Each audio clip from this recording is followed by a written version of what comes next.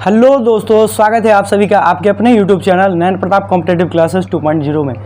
मैं नयन प्रताप एक बार फिर से आप सभी का इस चैनल पर तहे दिल से स्वागत करता हूं। तो दोस्तों, इस चैनल पर हम लोग आज जो वीडियो लेके आए हैं, आज जो हम लोग पढ़ने वाले हैं वो पढ़ने वाले दोस्तों क्लास 9th के लिए केमिस्ट्री। और उस केमिस्ट्री में हम लोग पहला ही चैप्टर पढ़ रहे थे, हमारे परिवेश के पदार्थ। हमारे परिवेश के पदार्थ,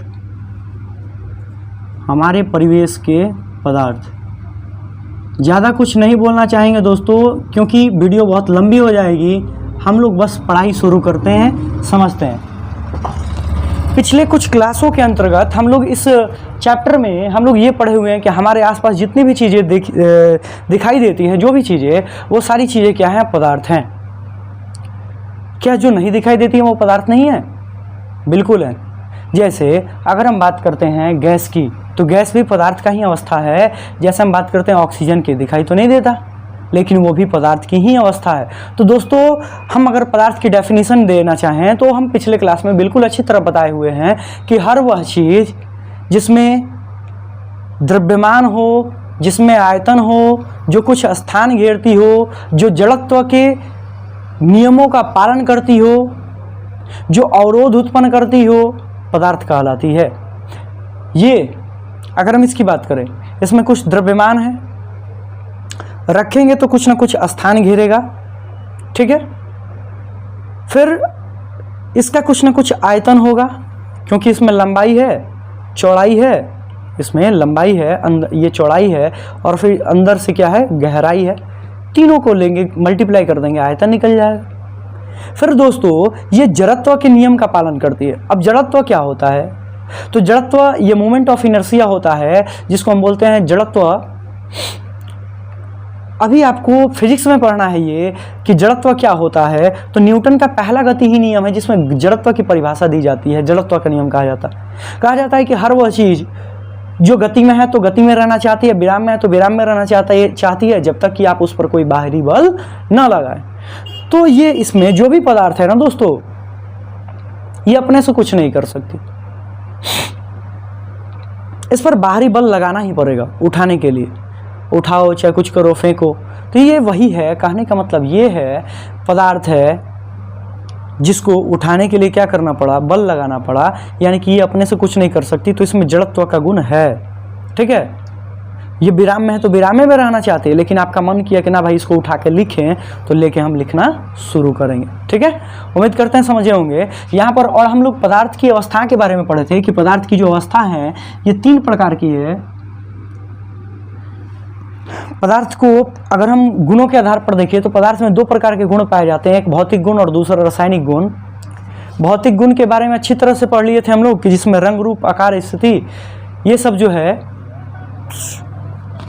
घनत्व, ये सब जो है तत्क्षणिक बदलते हैं। रासायनिक रूप में पदार्थ का गुण ही बदल जाता है। भौतिक अवस्था में भौतिक गुणों की बात करें तो पदार्थ के जो भौतिक गुण होते हैं ना, जैसे अवस्था का बदलना, जैसे कुछ समय के लिए उसके गुण बदलना और फिर से वही गुण प्राप्त हो जाना, वही पदार्थ प्राप्त हो जाना, ये सब भौतिक गुण में आएंगे। तो हम यहाँ पर पढ़ रहे थे पदार्थ के बारे में। तो पदार्थ के हम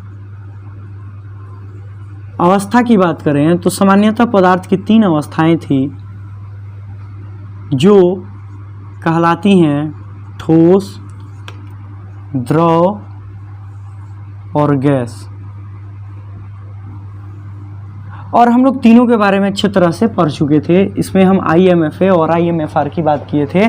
IMFA मतलब इंटरमॉलिक्यूलर फोर्सेस ऑफ अट्रैक्शन, और IMFR मतलब इंटरमॉलिक्यूलर फोर्सेस ऑफ रिपल्सन। अंतराणविक आकर्षण बल और अंतराणविक प्रतिकर्षण बल। अगर हम किसी भी पदार्थ की बात करें तो शुरू में ही हम बेसिक कॉन्सेप्ट में बताए हैं आपको कि जो भी पदार्थ है वो पदार्थ बना ही किससे है?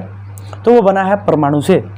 और परमाणु जो है किसी भी पदार्थ का सबसे सूक्ष्मतम कण है, अकॉर्डिंग टू महर्षि कनाद। महर्षि कनाद के अनुसार, महर्षि कनाद ने बताया था, डेमोक्रिटस लूसिपस ने बताया था, जॉन डाल्टन ने बताया, ये जितने भी लोग हैं ना, इन लोगों ने क्या बताया था कि पदार्थ का सबसे छोटा कण ही क्या कहलाएगा? परमाणु, जो रासायनिक अभिक्रिया में भाग लेगा लेकिन स्वतंत्र अवस्था में नहीं रह सकता।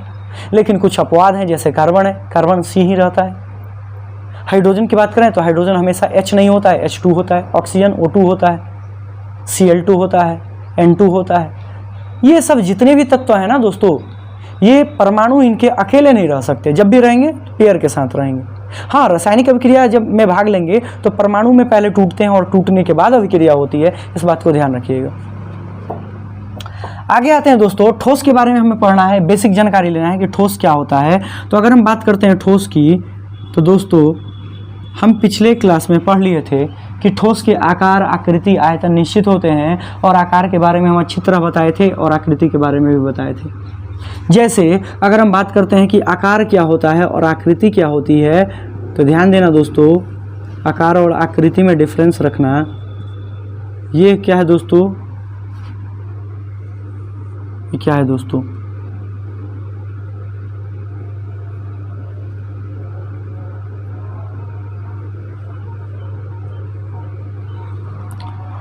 ये क्या है, सर्किल है, वृत्त है, और ये भी क्या है, वृत्त है। लेकिन दोनों का अगर हम आकार देखें दोस्तों, तो एक जो है, एक आकार इसका क्या है, छोटा, और इसका आकार जो है वो क्या है, बड़ा। ठीक है, तो ये छोटे आकार का वृत्त है, ये बड़े आकार का वृत्त है। अगर हम इसकी बात करें आकृति, तो ये वर्गाकार है और ये त्रिभुजाकार है। तो आकार और आकृति में उम्मीद करते हैं आप अंतर समझ चुके होंगे। तो ठोस जो होते हैं ना, उन ठोसों के आकार और आकृति और आयतन तीनों निश्चित होते हैं, हम इस बात को बता चुके थे। इसके आकार, आकृति और आयतन, पहले तो आकार और आकृति जो होते हैं ये क्या होते हैं, निश्चित होते हैं। क्या होते हैं, निश्चित होते हैं।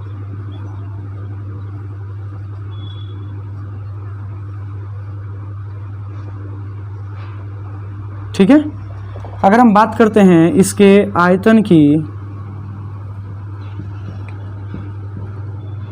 तो आयतन भी क्या होते हैं दोस्तों, आयतन भी निश्चित होते हैं। आयतन भी क्या होते हैं, निश्चित होते हैं, ध्यान रखना। अगर बात करते हैं दोस्तों इसमें आकार, आकृति और आयतन हो गया दोस्तों, तो आकार, आकृति, आयतन के बाद दोस्तों क्या आता है, इसके घनत्व। इसके क्या आते हैं, घनत्व। इसके जो घनत्व होते हैं, घनत्व मतलब होता है दोस्तों, ठोस की आकार और आकृति जो होती है वो निश्चित होती है। इसका मतलब क्या है कि इसके जो कण होते हैं वो कण बिल्कुल पास पास होते हैं। इसके जो कण होते हैं वो क्या होते हैं, बिल्कुल पास पास। अब जब इसके कण बिल्कुल पास पास हैं तो क्या होगा दोस्तों, इसके घनत्व उच्च होंगे कि निम्न। तो जब कण पास पास हैं तो इसके जो घनत्व होंगे, इसके घनत्व होंगे उच्च। घनत्व क्या होंगे, उच्च होंगे। इसके घनत्व क्या होंगे, उच्च। इसके आगे दोस्तों होता है, अगर हम बात करते हैं दोस्तों इसमें और ठोसों के कण, क्या भी ऐसा होता है क्या दोस्तों कि इसका कण इधर से निकल के कहीं इधर दूर भाग जाए, इधर कहीं दूर भाग जाए, इधर कहीं दूर भाग जाए, दूर भाग जाए? ऐसा होता है क्या कि हम ईंट रखे हुए हैं ऐसे हाथ पे और फैल जाए, भाग जाए? नहीं होगा, ऐसा नहीं होगा। ये क्योंकि इसका जो गुण होता है ना, इसमें कण जो होते हैं इतने ना मजबूती से बंधे हुए होते हैं, इसमें अंतराणिक आकर्षण जो बल होता है, इसके अणु जो होते हैं ना एक दूसरे को खींचे हुए रखते हैं। यानी कि इसमें अंतराणिक आकर्षण बल अधिक होने के कारण इसमें हम कह सकते हैं कि इसमें बहाव का गुण, बहाव जो है का गुण नहीं होता है, बहाव इसका नहीं होता है, ध्यान देना। फिर दोस्तों हम कह सकते हैं यहाँ पर बहाव के साथ साथ अगला प्रॉपर्टी हम कह सकते हैं कि ये जो ठोस होते हैं, अभी क्या बोले, इसके कण जो होते हैं, अब इनके कण के बीच में देखिए तो यहाँ पर दूरी कितना कम गैप बचा है, कम गैप बचा है, गैप जो है ये कम बचा है कि नहीं बचा है। तो हम कह सकते हैं कि ठोसों के कणों के बीच अंतराण्विक जो दूरी होती है, अंतराण्विक स्थान, अंतराण्विक स्थान, ये जो अंतराण्विक स्थान होते हैं दोस्तों, ये बहुत ही कम होते हैं। फिर अगर हम दोस्तों बात करते हैं कि अगर इसके कण पास पास हैं, तो अगर हम गर्म करते हैं दोस्तों इसे, तो गर्म करने पर ये फैलते हैं। तो फैलेंगे ना तो बहुत कम फैलेंगे, क्योंकि जब बंधन जो मजबूत होगा ना, मजबूती से बंधे हुए रहिएगा, तो बहुत ज़्यादा मेहनत करने के बाद इसके कण दूर हटेंगे। तो हम कह सकते हैं दोस्तों कि इसके जो कण होते हैं, इनके कणों में प्रसरण का गुण बहुत कम पाया जाता है। किसका गुण? प्रसरण का गुण बहुत कम पाया जाता है। माइनस मतलब बहुत कम, ठीक है, 2 माइनस दे देते हैं, बहुत कम। और अगर हम बात करते हैं दोस्तों प्रसरण मतलब फैलना, तो एक होता है संकुचन। क्या होता है? संकुचन। तो जो चीज़ दोस्तों फैलेगा कम तो सिकुड़ेगा भी तो कम ना, तो इसमें संकुचन जो होगा वो संकुचन भी क्या होगा? बहुत ही कम होगा। ये सारे गुण होते हैं दोस्तों ये ठोस के। इसके अलावा भी इसमें कुछ गुण है, जैसे ऊर्ध्वपातन का गुण। जैसे हम अगर कहें इसमें, तो इसके अलावा और भी गुण है। ठोस जो होते हैं कठोर होते हैं। ठोस जो होते हैं इनके कण अपनी माध्य स्थिति में आगे पीछे गमन करते हैं, गति करते हैं। इसके अलावा अगर दोस्तों हम देखें ठोसों में, तो ठोस के अगर और भी प्रॉपर्टी देखें तो ठोसों के कणों को हम दबा नहीं सकते हैं। ठोस के कणों को, अब ईंट को हम दबा सकते हैं क्या? नहीं दबा सकते हैं, सामान्य तरीके से नहीं दबा सकते हैं। अब ईंट है, अब 10 क्विंटल हम इस पर फेंके तो बिल्कुल दब जाएगा भाई, चूरन बन जाएगा, पाउडर बन जाएगा, ठीक है। तो ध्यान देना है दोस्तों कि वहाँ पर सामान्यतः हम ठोस को नहीं दबा सकते हैं, लेकिन पाव रोटी जो है वो ना, पाव रोटी वो ठोस है लेकिन उसको हम दबा सकते हैं, अपवाद के रूप में, बिल्कुल याद रखिएगा, ठीक है दोस्तों। तो यहाँ पर हम कुछ पॉइंट्स हैं उनकी परिभाषा लिखना चाहेंगे। एक है यहाँ पर एक अगला पॉइंट दोस्तों, यहाँ पर संपीड्यता बोल सकते हैं, संपीड्यता। तो जो संपीड्यता होती है ना, इसमें संपीड़न, संपीड़न का गुण इसमें नहीं होता है, संपीड़न नहीं होता है, संपीड़न नहीं होता है, इस बात को ध्यान रखिएगा। अब ये संपीड़न क्या होता है, अब ये आयतन क्या होता है, प्रसरण क्या होता है, संकुचन क्या होता है, बहाव क्या होता है, इन सब टर्म से आपको परिचित होना चाहिए। संपीड़न, संपीड़न कह सकते हैं किसी पदार्थ का वह गुण, किसी पदार्थ का वह गुण, वह गुण जिसमें उस पदार्थ को दबाया जा सके, दबाया जा सके, क्या कहेंगे दोस्तों? संपीड़न कहेंगे। फिर अगला है दोस्तों संपीड़न कहलाता है, संपीड़न कहलाता है, संपीड़न कहलाता है। अगला है दोस्तों, हम अगर घनत्व की बात करते हैं आयतन की बात करते हैं, तो आयतन कह सकते हैं किसी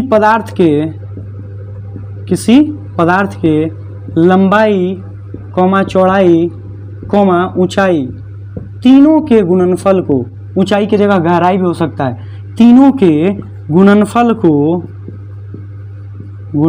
को क्या कहते हैं?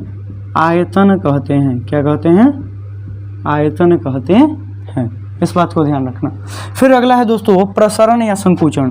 प्रसरण किसी पदार्थ का वह गुण, किसी पदार्थ का वह गुण जिसमें पदार्थ को गर्म करने पर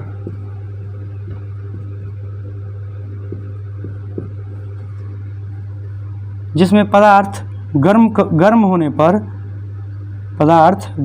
पर फैल जाता है,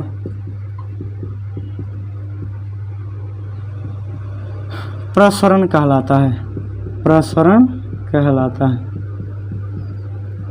अब संकुचन है, तो संकुचन क्या है? किसी पदार्थ का वह गुण, किसी पदार्थ का वह गुण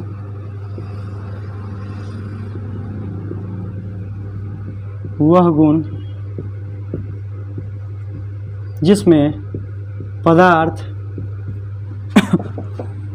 को ठंडा करने पर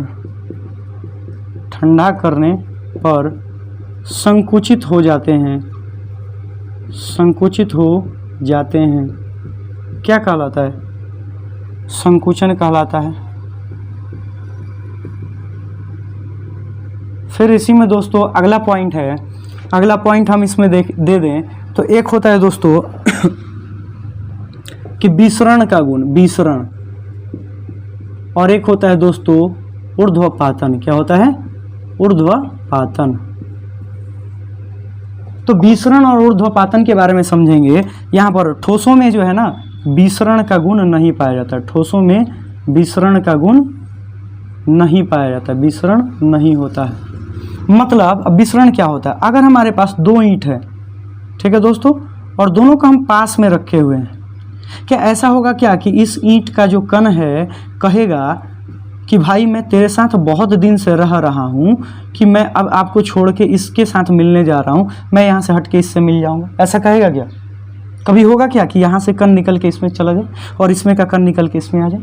आपस में मिलेंगे क्या? नहीं मिलेंगे। तो विसरण का मतलब वही होता है कि किसी पदार्थ का वह गुण जिसमें उस पदार्थ के कण आपस में मिश्रित हो जाते हों, विसरण कहलाता है। ठीक है, हम कह सकते हैं किसी पदार्थ का वह गुण, किसी पदार्थ का वह गुण जिसमें पदार्थ आपस में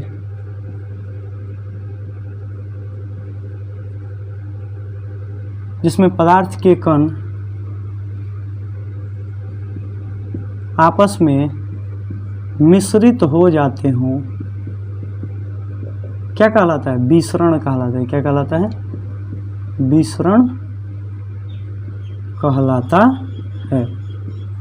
तो ठोसों में विसरण का गुण नहीं पाया जाता। अब ऊर्ध्वपातन क्या है? तो देखिए, ठोस कुछ ऐसे होते हैं जिनको गर्म करने के बाद सीधे गैस में बदल जाते हैं।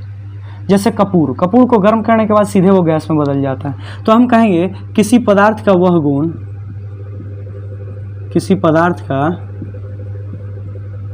वह गुण जिसमें पदार्थ को गर्म करने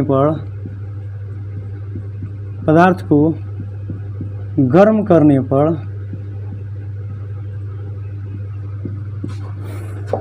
ठोस अवस्था से